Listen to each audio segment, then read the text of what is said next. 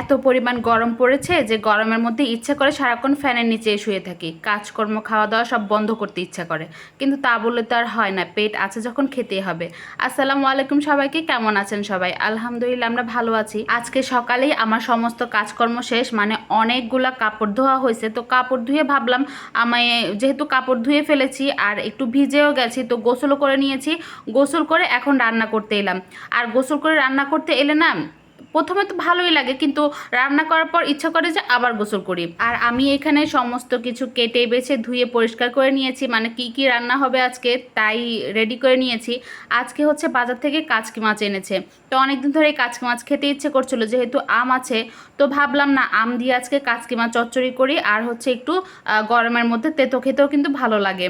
তো একটু করলা দিয়ে, মানে তিতা করলা দিয়ে ডাল রান্না করব। তিতা করলা দিয়ে মুসুর ডাল কেউ খেয়েছেন কি না আমি জানি না, তবে আমরা খাই, আমাদের কাছে ভালোই লাগে। আরও একদিন রান্না করেছিলাম, সেদিনও রাইয়ানা বাবা বলেছে তার কাছে খুবই ভালো লেগেছে। আর ফ্রিজে কিছু ছিল, ভাবলাম না আজকে এভাবে রান্না করি, যেহেতু একটা চচ্চড়ি করছি তো এটার মধ্যে একটু ঝোল আছে, তাই এভাবে রান্না করলাম। আর প্রথমে মুসুরের ডালটাকে আমি ভালো করে কষিয়ে নিয়ে এখন একটু মোটা মোটা করে তিতা করলাটা কেটে রেখেছিলাম ওইটাও দিয়ে দিলাম, ওইটাকে একটু কষিয়ে নেব। তো রান্না করতে এসে দেখি আমার সয়াবিন তেল নেই আজকে, মানে আছে একদম কম, একটা তরকারি হবে। তো করলাটা আমি সরিষার তেল দিয়ে রান্না করছি। আর এখানে রসুন কুচি দিতে ভুলে গিয়েছিলাম, তো এখন কষানোর মধ্যে দিয়ে দিলাম রসুন কুচি। আর এটার মধ্যে একটু পানি দিয়ে রেখে দিলাম, এখন আমি কাচকি মাছগুলোকে পরিষ্কার করে নেব। এই মাছটা যদিও মানে বাছার কিছু নেই, মানে কাটার কিছু নেই, কিন্তু বাছার অনেক কিছুই আছে, মানে এই মাছের মধ্যে কিন্তু অনেক ময়লা থাকে, তো সেইগুলাই বেছে নিচ্ছিলাম। একটু আম দিয়ে কাচকি মাছটা চচ্চড়ি করলে কিন্তু খেতে ভালোই লাগে। আমি আম যে, মানে যখন আম থাকে আম দিয়ে চচ্চড়ি করি, বা জলপাই থাকলে জলপাই দিয়ে চচ্চড়ি করি, আমার কাছে ভালো লাগে। তো বাসায় একটু টমেটোও ছিল, ভাবলাম একটু টমেটো দিই, আর একটা আলুকে কুচি কুচি করে দিয়েছি। তো আলু, পেঁয়াজ, কাঁচামরিচ, টমেটো, হলুদ, লবণ, মরিচ এগুলা দিয়ে খুব ভালো করে মেখে নেব। যেহেতু আঙুল একটা কেটে গিয়েছিল তো মাখতে একটু সমস্যা হচ্ছিল। হাতের 5টা আঙুলের জোর আর 4টা আঙুলের জোর কিন্তু অনেকটাই তফাৎ আছে। তো আমি এগুলাকে ভালো করে কষলে কষলে মেখে নিচ্ছিলাম মাছ দেওয়ার আগেই। তো মাখা হয়ে গেলে এখন আমি এটার মধ্যে মাছটাও দিয়ে দিলাম। মাছটা কিন্তু একদমই আলতো হাতে মাখতে হবে, যেহেতু মাছটা অনেকটাই নরম, তো আলতো হাতে মেখে নিচ্ছিলাম। আর এই মাছের মধ্যে কিন্তু অনেকে অনেক রকমের মশলাও দিয়ে থাকে, মানে ধনিয়া জিরা গুঁড়া, রসুন বা আদা, অনেকে অনেক কিছু দেয় যার যার টেস্ট অনুযায়ী। তবে আমরা এটার মধ্যে তেমন কিছুই দেই না, শুধু হলুদ, লবণ, মরিচ এগুলাই দেই। আর হচ্ছে এখন দিয়ে দিলাম সয়াবিন তেল।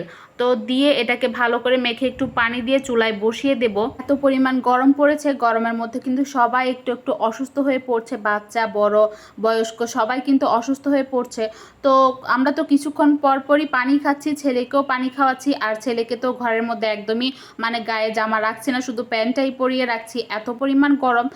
আর আমাদের বাসায়ও কিন্তু অনেক গরম। আমরা যে রুমটাতে থাকি ওই রুমটাতে কিন্তু একদম সকাল থেকে বিকেল পর্যন্ত সারাক্ষণই রোদ থাকে, তো এর জন্যই গরমটা বেশি হয়ে থাকে, মানে একদমই মনে হয় যেন আগুনের হিট ঘরের মধ্যে, এরকম একটা অবস্থা।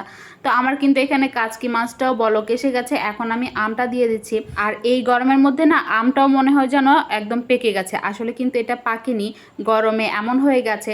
তো ফ্রিজে ছিল কিছু লেবু পাতা, লেবু পাতাটাকেও দিয়ে দিলাম, কারণ এই মাছের মধ্যে লেবু পাতার সেন্টটাও কিন্তু খুবই ভালো লাগে।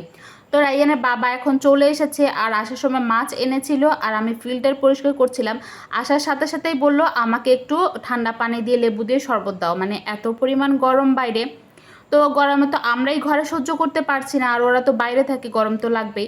তো তাড়াতাড়ি করে আগে সব কিছু রেখে লেবু শরবতটা বানিয়ে দিচ্ছি। শুধু লেবু না, একটু ট্যাংও দেবো সাথে। আমি এখানে শরবত বানাচ্ছি, আর ছেলে হচ্ছে বারবার এসে এসে বলছে আম্মু কি করছো, কি রান্না করছো। তো তখনই আমার মনে পড়লো আজকে তো আমার ছেলের জন্য কিছুই রান্না করিনি, মানে মাছ আর তেতো ডাল করেছি, ওগুলো তো ছেলে খাবে না। আর গরম আসার পর থেকে না ওর মুখে রুচিও নষ্ট হয়ে গেছে, আমাদেরও নষ্ট হয়ে গেছে, বাচ্চার কথা আর কি বলবো। তো দেখি একটু ডিম ভাজি করে দেবো, ডিম তো পছন্দ করে, কিন্তু ইদানিং না ডিমও খাচ্ছে না। তো দেখা যাক, কিছু একটা তো করে দিতে হবে। আর এখানে শরবতটা হয়ে গেছে, আমি রাইয়ানের বাবাকে শরবতটা দিয়ে তাড়াহুড়া করে দৌড়ে ছাদে চলে গিয়েছি, কারণ আমি সকালে আমটা রোদে দিয়েছিলাম, গতকালকে তো দিয়েছি, ওটা নামিয়ে রেখেছিলাম, ভালো করে শুকায়নি।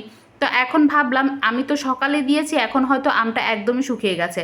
তো তাড়াতাড়ি করে আগে আমটা নামিয়ে তারপর হচ্ছে আবার রান্নাঘরে চলে এলাম, কারণ মাছটা রেখে গেছিলাম, মাছটা কিন্তু একদম পরিষ্কার করে তারপর কেটে দিয়েছে, মানে ঘষা মাজা করে তারপর।